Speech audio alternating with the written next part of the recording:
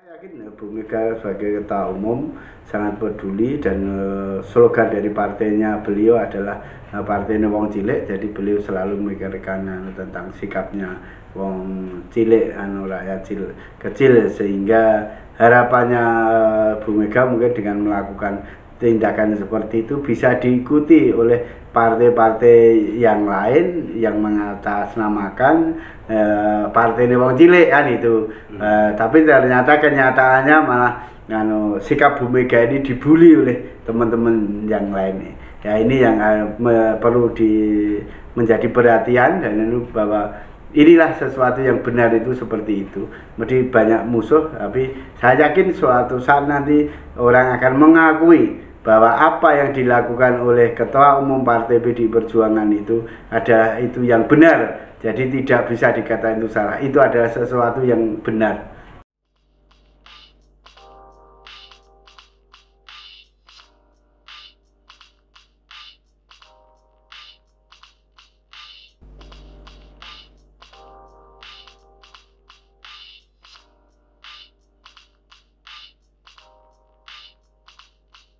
Selamat siang pemirsa New KNI TV dimanapun Anda berada di seluruh Indonesia. Menyikapi hiruk pikuknya di media sosial terkait dengan Ibu Megawati mengambil kebijaksanaan semua kepala daerah dilarang mengikuti, bukan dilarang maksud aku,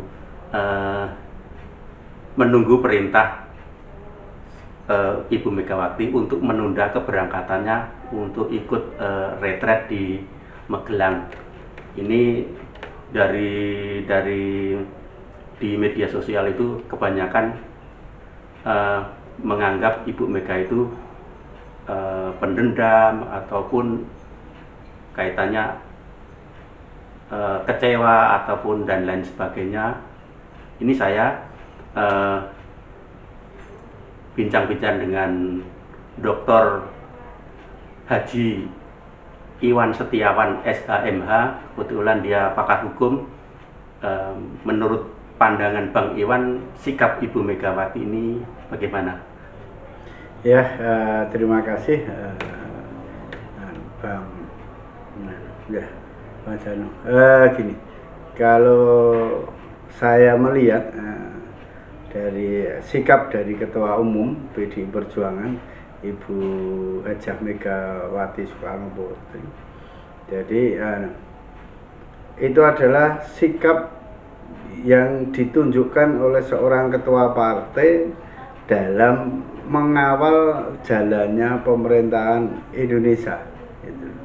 Jadi tidak benar kalau dikatakan Ibu Megawati itu kecewa, dendam, atau bahkan mengatakan PDI Perjuangan ini mulai ketakutan. Ini adalah tidak benar. Karena apa? Harus diingat ya, bahwa suatu negara itu tidak lepas dari politik. Nah, sedang politik itu mesti dilatar belakangi dengan partai. Nah, beliau ini adalah ketua partai. Jadi beliau itu berhak untuk menentukan arahnya partai itu. Nah, partai itu sebenarnya kan perpanjangan dari suatu negara.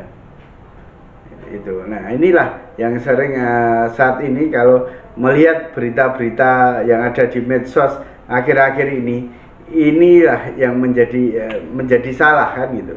Karena apa? Sebenarnya teman-teman media ini kan menjadi kontrol sosial sebenarnya. Tapi saat ini teman-teman media itu kebanyakan latah, sehingga jiwa etika itu hilang. Ya, sehingga ikut-ikutan aja. Kalau ini ngomong oh ya ini mengiyakan, seperti apa, mereka tidak punya prinsip. Mereka ketakutan untuk mencari makan. Mereka ketakutan untuk menyuarakan kebenaran. Nah, ketika ada seorang Megawati Soekarno Putri itu menyuarakan kebenaran, itu malah menjadi musuh, dan itu disalah-salahkan oleh semua orang. Padahal itu adalah kebenaran. Karena apa? menjadi satu-satunya ya. Ini ada yang lewat.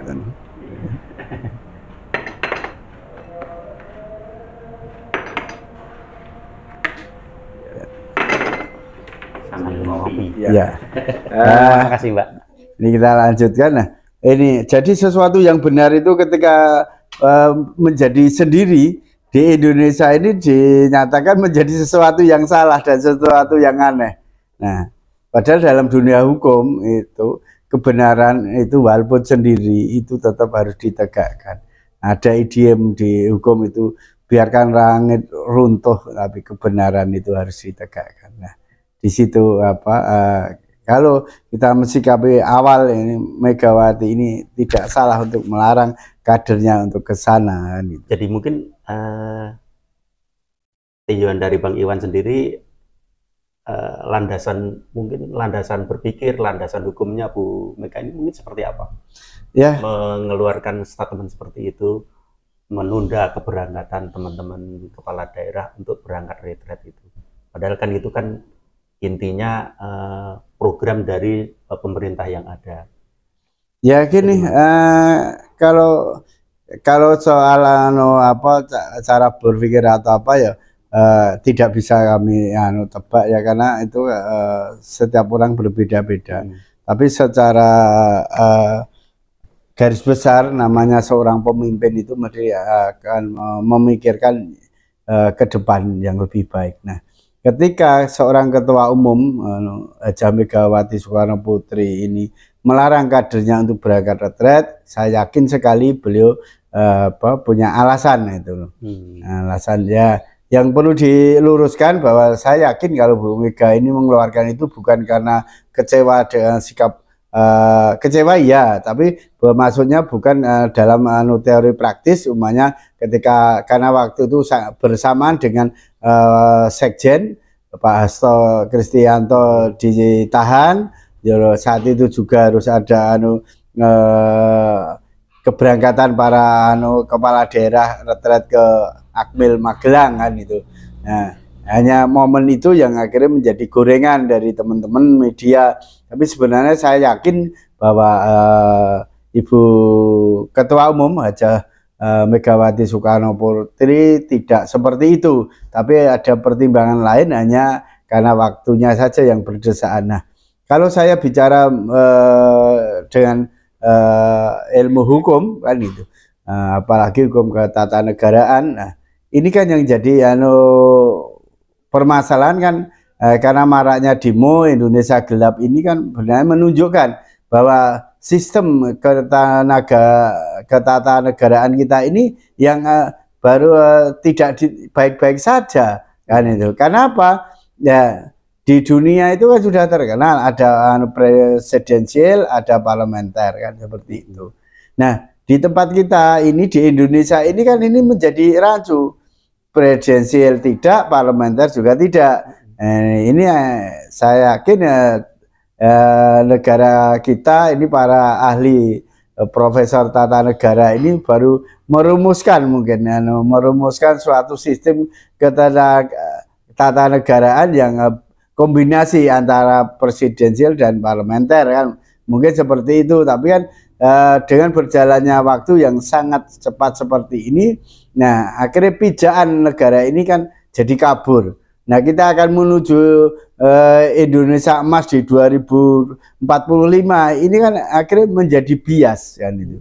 Nah, saya yakin dengan sikapnya Ibu Megawati melarang kadernya berangkat ke sana, karena apa? Ya itu akan sia-sia saja.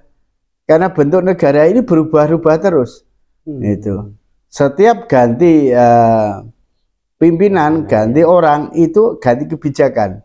Ini yang terjadi saat ini di negara kita. Itu. Ya, sederhana contoh aja, Menteri Pendidikan.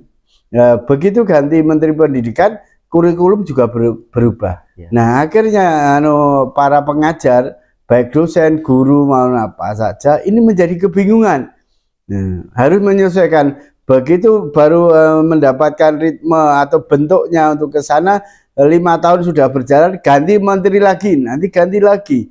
Nah, akhirnya pendidikan mutu kita ini hilang.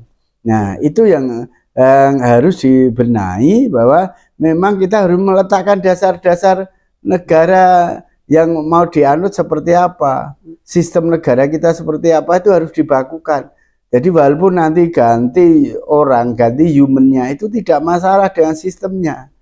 Tapi saat ini kan tidak, ganti human, ganti sistem. Nah, ini yang masih perlu dan saya yakin sekali Ibu Megawati melarang itu karena itu ini sia-sia, tidak ada gunanya. Kesana hanya buang-buang anggaran saja. Sedangkan rakyat Indonesia saat ini sangat-sangat membutuhkan itu untuk pertumbuhan ekonomi.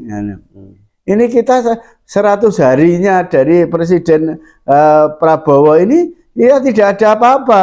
Yang marah malah gas tidak ada, kebutuhan dari masyarakat juga tidak ada. Semua masyarakat mengeluh dengan kesulitan seperti ini. Nah, rakyat aja seperti ini, mengeluh seperti ini, kenapa para pimpinan menikmati hura-hura dengan retret, dengan biaya yang sangat mahal. Nah, ini kan yang perlu diingat teman-teman dan rakyat Indonesia, bahwa apa yang diambil oleh Ibu Megawati, kebijakan untuk tidak mengirim ke sana, salah satu mungkin ya itu seperti itu, karena apa, beliau ini selalu ada di belakang wong cilik, selalu membela kepentingan rakyat. Jadi saya yakin pemikiran beliau seperti itu. Jadi jangan dihubung-hubungkan dengan kasusnya sekjennya yang ditahan, karena itu ada berbeda cerita kan itu. Ibu Megawati itu dengan kepala daerah itu hubungannya adalah dengan rakyat, sedangkan sekjen itu adalah hubungannya dengan organisasi. Itu yang perlu harus dipahami oleh masyarakat Indonesia dan oleh teman-teman media juga. Jadi apa, partai negara itu tidak lepas dari partai. Nah, partai itu ya otomatis ada ketua umumnya. Nah, ketua umum itu berhak menentukan arah kebijakan partai yang sudah disetujui oleh internal partainya. Jadi itu harus dihargai. Dan semua walaupun sudah menjadi pejabat, menjadi presiden pun, karena berawal dari partai, mereka juga adalah petugas partai. Itu yang harus dipahami dan disadari oleh seluruh masyarakat Indonesia, walaupun itu presiden, menteri maupun kepala daerah, kalau itu berasal dari partai, mereka adalah petugas partai. Ini yang harus harus dipahami dan dimengerti oleh seluruh masyarakat Indonesia, sehingga para pemimpin ini tidak jumawa, tidak besar kepala bahwa mereka adalah hanya petugas. Tapi kalau mereka menyatakan dirinya sebagai pimpinan, nah mereka akan jumawa dan akan besar kepalanya, dan akhirnya tidak lagi visi misi untuk mengemban amanah rakyat, untuk membela rakyat, itu akan hilang. Tapi mereka hanya akan mementingkan dirinya sendiri, bahkan kelompoknya, itu Bang.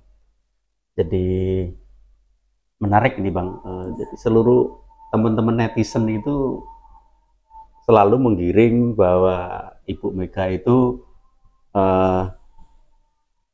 mungkin sedang mengembangkan politik transaksional itu mungkin loh. Tapi dalam arti Pak Hasto ini ditahan, kemudian Bu Mega untuk untuk istilahnya menyelamatkan anggotanya, itu mungkin ada deal-deal tertentu dengan pemerintah yang ada, atau mungkin seperti itu, atau tidak. Saya yakin beliau adalah seorang negarawan, itu cara berpikirnya tidak seperti itu. Jadi tidak ada urusannya dengan penahanan dari Pak Hasto ini. Karena apa? Dalam dunia hukum sudah ada kok upaya-upaya seperti itu. Nah, tinggal upaya itu dipilih yang mana kan, seperti itu. Nah, ada pra-peradilan, nanti ada pledoi kan, itu pledoi putusan tidak sesuai bisa banding. dan banding itu bisa kasasi, bahkan bisa PK. Itu adalah upaya hukum yang normal kan. Berarti, seperti itu. Jadi tidak ada kalau Ibu Mega untuk melakukan ini untuk melakukan bargaining dengan pemerintahan, itu tidak ada. Saya yakin semata-mata adalah untuk kepentingan rakyat. Karena apa? Nah ini akhirnya negara ini kan, makanya banyak yang peduli dengan negara turun dengan mengadakan demo bahwa Indonesia ini gelap. Nah sekarang kan sangat lucu sekali. Dan arah negara itu akan kemana? Itu tidak ada, tidak jelas. Nah seperti itu. Dan perlu diingat sekarang sudah viral di mana-mana bahwa SBY jadi presiden itu juga ada perannya Ibu Megawati dengan mengangkat Pak SBY menjadi menteri dan terkenal sehingga menjadi presiden. Itu kan sudah viral. Juga begitu juga Pak Jokowi dari tukang kayu yang tidak jelas di backup oleh partainya Bu Megawati sehingga menjadi presiden dan terkenal dan merusak sistem kenegaraan kita. Juga Pak Prabowo kalau tidak dipulangkan oleh Bu Megawati, beliau mungkin masih menjadi warga negara di luar sana. Nah, kalau kita bicara secara pragmatis seperti tadi bahwa Bu Megawati melakukan ini untuk mengadakan transaksi atau bargaining, itu kan sangat-sangat tidak. Kalau mau bargaining, lah dulu-dulu lah. Dari cerita 3 itu kan semua sudah paham. Itu aja Ibu Megawati tidak melakukan itu. Jadi saya yakin Ibu Megawati ini melakukan ini adalah benar-benar untuk kepentingan rakyat dan demi masa depannya bangsa dan negara ini. Itu karena apa? Ya kembali lagi bahwa saat ini Indonesia ini sangat-sangat terpuruk, dan itu juga masih dalam waktu dekat ini utang negara juga harus jatuh tempo, harus dibayar. Ya itu. Nah kenapa uang itu harus dihambur-hamburkan? Sedangkan di sisi lain Presiden terpilih Prabowo mengadakan efisiensi semua anggaran kan. Nah tapi dari itu beliau juga membuka keran korupsi yang besar-besaran dengan itu makan gratis, makan gizi gratis, dan juga Danantara ini yang tidak ada auditnya. Nah ini seperti apa? Ini kan kontradiktif. Membawai BUMN ya. Iya, sedang BUMN Indonesia itu semua kalau boleh jujur bangkrut semua BUMN itu. Nah, seperti ini malah dilindungi kan itu. Nah ini kan yang sangat lucu dan kontradiktif. Nah tapi ini semua didukung oleh masyarakat, oleh netizen, semua didukung. Nah ini orang yang tidak konsisten mah didukung. Sedangkan orang yang konsisten seperti Megawati selalu mengawal konstitusi, selalu mengawal undang-undang dasar, mah dikatakan ini bentuk kecewa, ini melawan, ini takut. Lah ini mereka, ini para pakar-pakar ini bahkan itu dituduh munafik. Nah, dituduh munafik. Inilah pakar-pakar hukum kita ini benarnya ada di mana kalian itu? Mohon maaf para profesor ini, Anda ada di mana seperti ini? Ataukah hanya Anda ingin menyelamatkan, mencari selamat hidup sendiri, tidak memikirkan lagi bangsa dan negara ini? Padahal ingat, tugas seorang ilmuwan adalah menciptakan penemuan ilmu yang untuk kebahagiaan kesejahteraan dari seluruh umat manusia. Dan sekarang di mana kalian kalau takut-takut? Kita punya kebebasan untuk mengeluarkan pendapat, apalagi para profesor ini memang punya keahlian dan punya ruang untuk menyuarakan itu.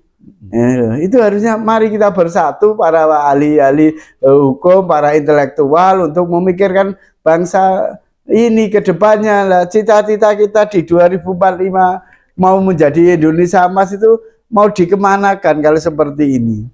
Nah Pak Prabowo ini kan lucu. Yang kemarin ngomongnya aja koruptor yang mengembalikan dimaafkan. Belum itu terrealisasi, belum ada buktinya. Kemarin sudah bilang koruptor akan dikejar sekuat tenaga tanpa pandang bulu. Nah ini ucapan seorang pemimpin yang belum berganti itu buntah ganti. Nah ini yang membingungkan yang mengikuti. Nah dengan seperti itu akhirnya rakyat yang sengsara. Nah, rakyat ini tidak punya deposito, dia mencari sehari itu untuk makan hari itu bisa kurang.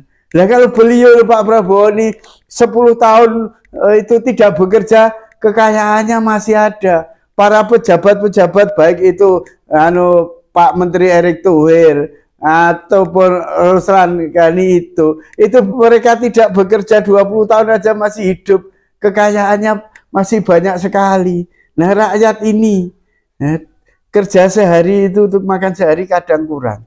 Nah itulah saya yakin yang menjadi pemikiran dari ketua umum dari Partai PDI Perjuangan untuk melarang kader-kadernya seperti itu. Walaupun itu mohon maaf saya tidak tahu pasti, tapi saya kira ketika beliau berbicara dan melihat kenyataan yang ada di masyarakat, itu saya yakin kepekaan seorang Ibu Megawati akan tersentuh di situ.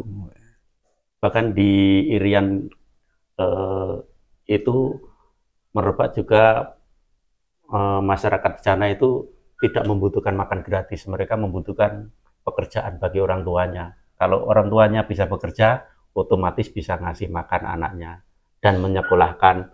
Juga mereka tidak butuh makan gratis, tapi butuh sekolah gratis gitu.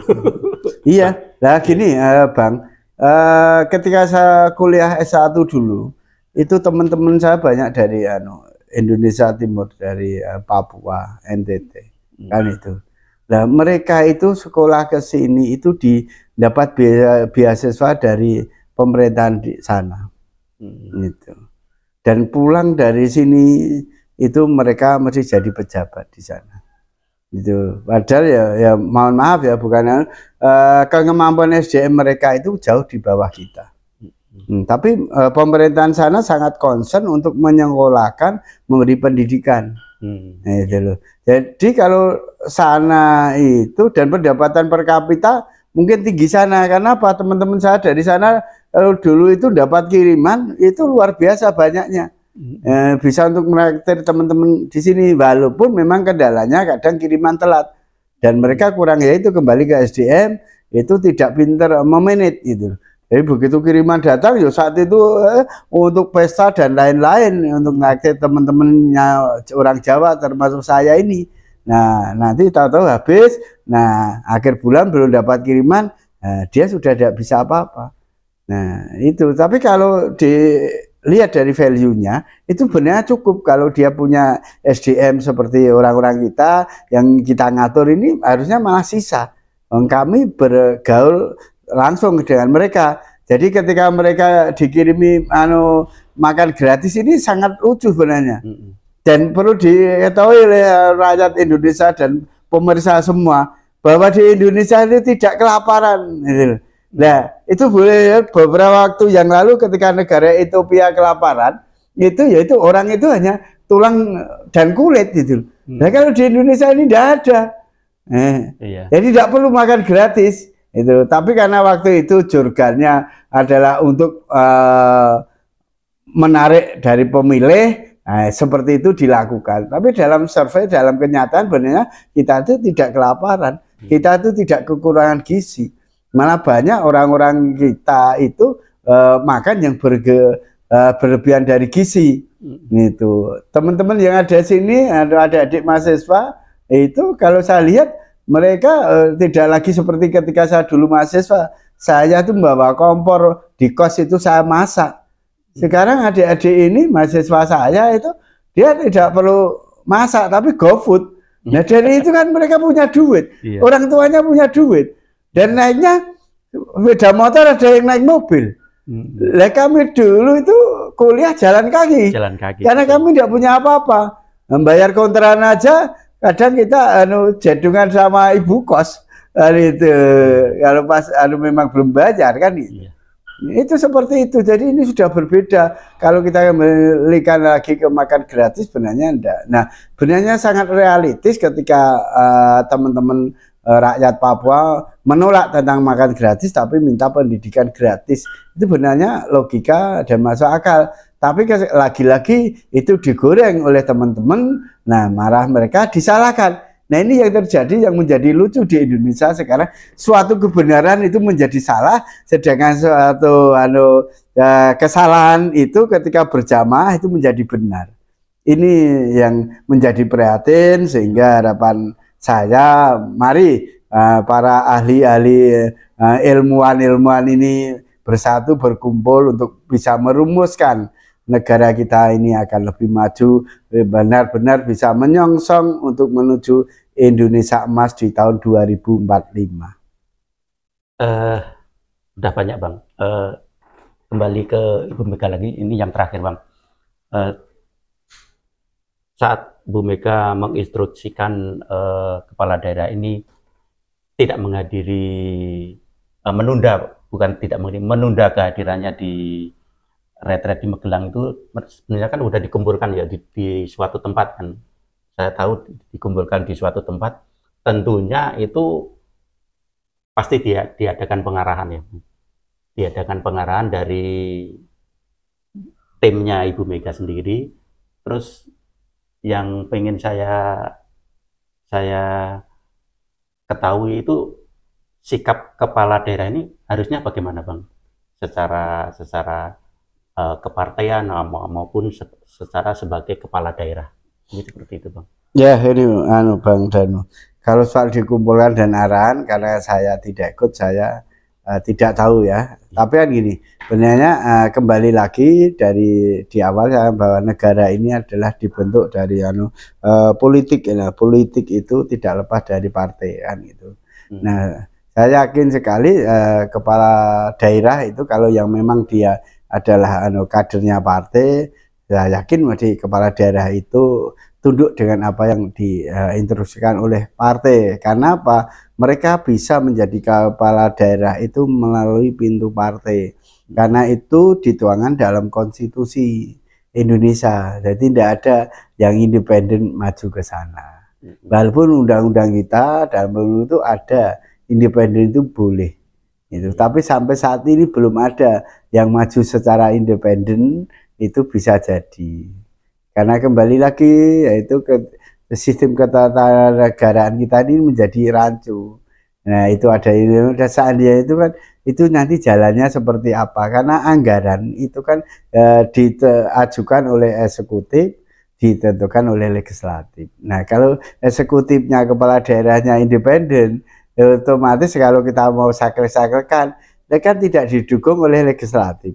Nah begitu dia mengajukan anggaran, legislatif tidak meng-ACC, tidak mengabulkan, kan anggaran tidak jalan. Nah, pemerintahannya tidak jalan. Nah akhirnya kan rakyat yang menderita.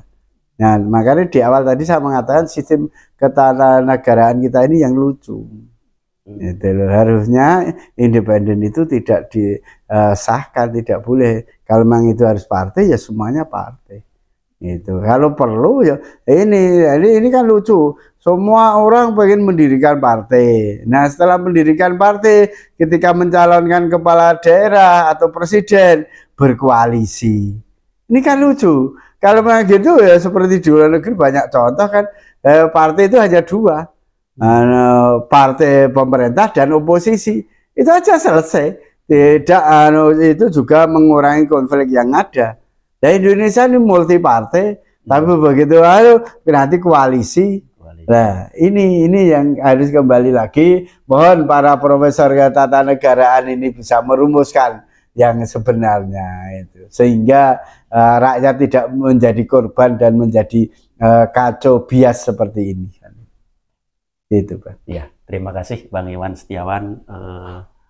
Kata kuncinya sikap Bu Mega ini tidak 100% disalahkan. Itu memang mungkin ada sikap-sikap tertentu yang netizen tidak diketahui terkait dengan situasi negara kita.